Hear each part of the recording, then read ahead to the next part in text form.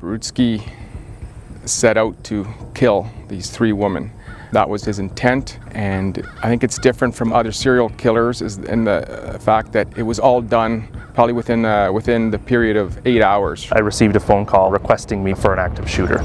Essentially, the manhunt started. I caught sight of something white. Didn't initially know what it was, but circled back around to get a better look, and the object was gone.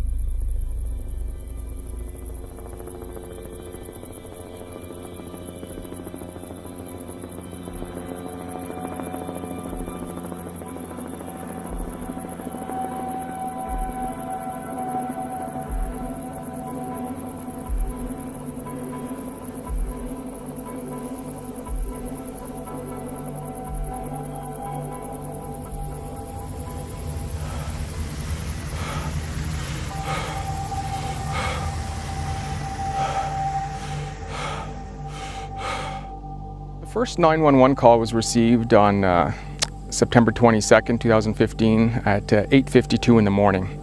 And it was in Wilno, Ontario, the residence of Anastasia Kuzik. The caller was Anastasia's sister, who was present at the time, and she reported that our suspect had come in and shot her sister. And she basically ran out of the house running for her life. Within half an hour, a second 911 call comes in Foymount, and that's the residence of Natalie Warmerdam. The caller was Natalie's son, who was present at the time, and it was similar circumstances that he's seen his mother being chased by the suspect who was carrying a gun.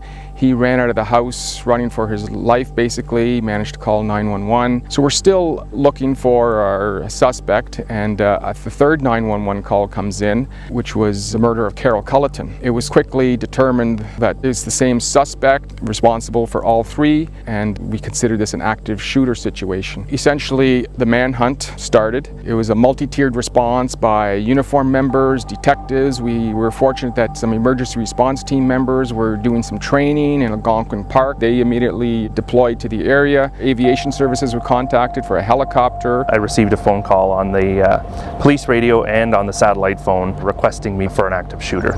I picked up 3 tactics and rescue officers from the Lake Simcoe Airport, and right around 11 in the morning we departed from there. Potential victims are located, they're taken to places of safety. The courthouse was locked down, some OPP detachments, some schools in the area. Through the tracking of his cell phone, we were able to track him into Ottawa City Police jurisdiction. I dropped off our tactics and rescue officers in the field so that they could be deployed with the Ottawa Police Tactical Unit, lifted back off to conduct a search of the woods for the area. As I started the search, the Ottawa Police aircraft was in the air as well. We communicated together to set assigned altitudes. They were using a camera, I was using visual, just eyeballs that day because I didn't have an operator. So after 2:10 in the afternoon, that same afternoon, the helicopter was able to locate our suspect out in a field. Is it possible for the chopper to get eyes on him from a bit further out?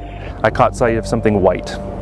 Didn't initially know what it was, but circled back around to get a better look, and the object was gone. Borutski was texting back and forth with his brother, and his brother actually attended the command post where the Ottawa police negotiator was stationed, and the negotiator took over his brother's phone and was able to communicate directly with our suspect and trying to give him instructions to turn himself in and how to do it safely. So I continued to circle to see if I could catch a glimpse of it again, and as I did, the subject walked out of the woods and looked up at the helicopter and put his hands in the air, effectively telling me he was surrendering.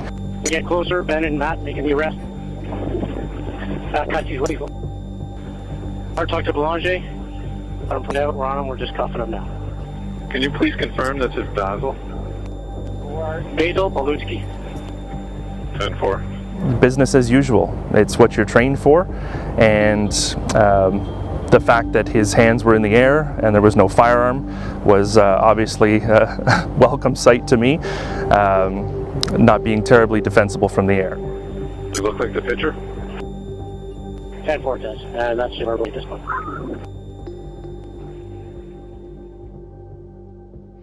as soon as I asked the question, she lied. And that's what, it's just like lie, bang. Same with Anastasia. I said, why did you lie in court? She said, I didn't, bang. Borutski didn't show any remorse at any point throughout his arrest, throughout his interview.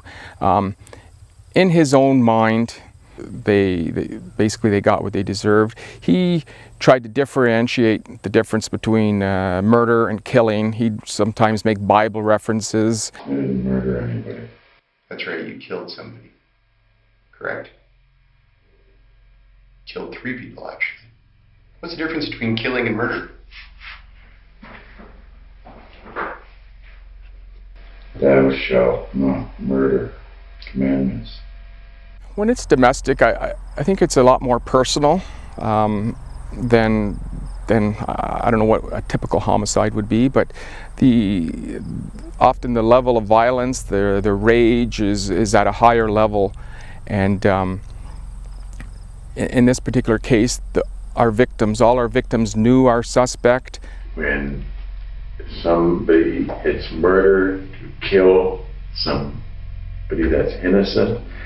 That's why I couldn't kill myself, because I thought about shooting myself, but I can't do that because I am innocent, didn't do it wrong. The amount of evidence we had against him was overwhelming. I never had another investigation that we had so much evidence against an accused person.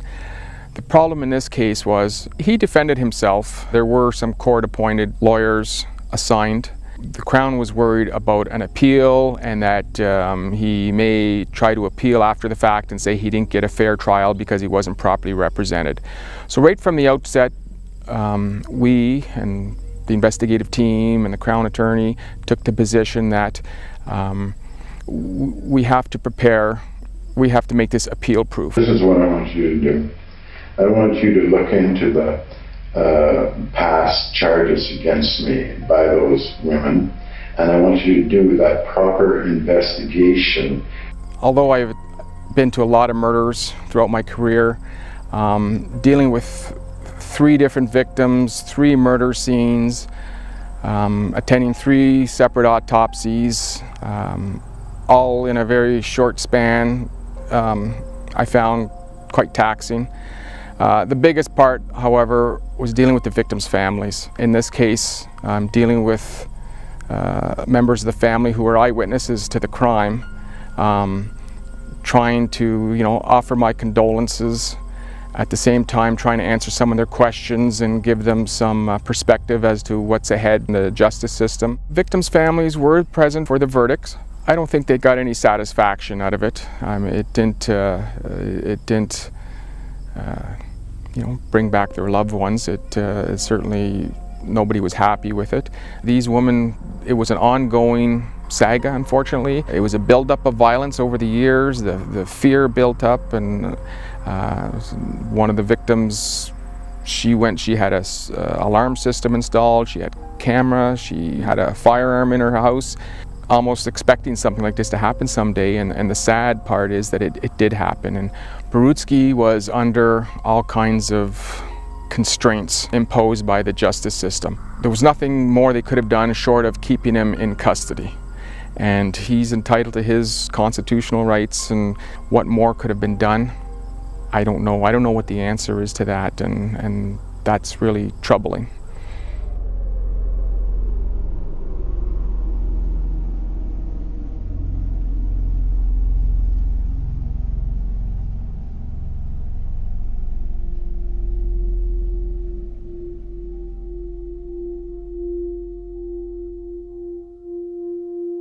We have someone walk off the street and confess to killing 8 people, which, you don't hear that very often. I think the biggest shock was probably more the fact that Wetlaufer was a healthcare worker.